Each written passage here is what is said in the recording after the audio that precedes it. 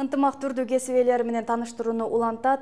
Азыркы күндө масынын аргандай түрлөрүн табууга болот. Мурдараак бут кийимдин бул түрү бирдей үлгүдө жасалчу. Акырындык менен өтүктүн ичинен да кийүүгө ылайыкташтырылганы чыга баштады. Масы тигүүчүлөр атаандаштыкка карап изденүү жолуна түштү. Масы тигүүчүлөр тууралуу алдыдагы сюжетте айтып берели.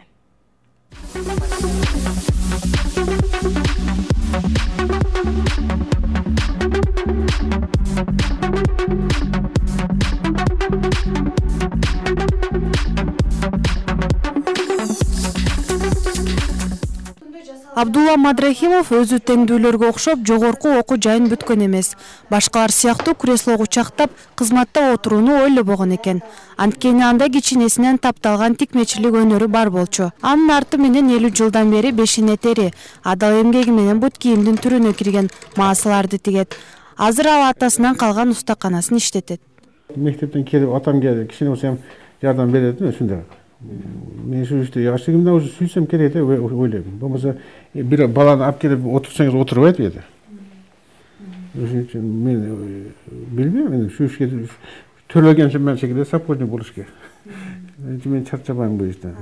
Каарманыбыз иштеген устаканада өзү менен бирге 4 адам эмгектенишет. Алар маасыны бир эле үлгүдө тикпейт. Материалдары да басына жараша тандалат. Мында 2 жаштан баштап 80 жашка чейинкилердин бут кийимдерин түрдүү үлгүдө жолуктурууга болот. Тигүүчүлөр белгилегендей бул бут кийимди мурда улуу жаштагылар көп алчу. Азыр эми жаш ылгабастан кийилип жатат.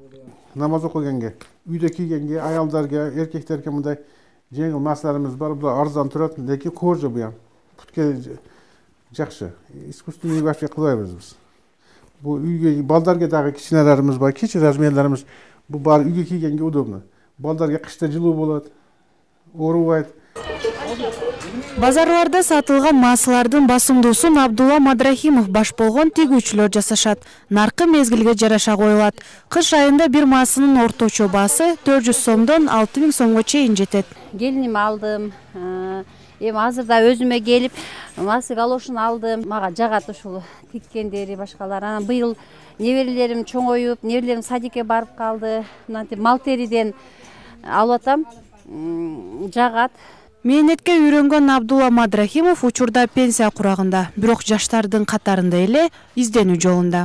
Маасы тигүү ар бир адамдын эле колунан келе бербейт. Ошол ардактуу кесипти аркылап келе жаткан Абдулла жанага маасыларды даярдап, элге кызмат кылып келет. Адина Базарбаева, Азан Бозриков, Ынтымак.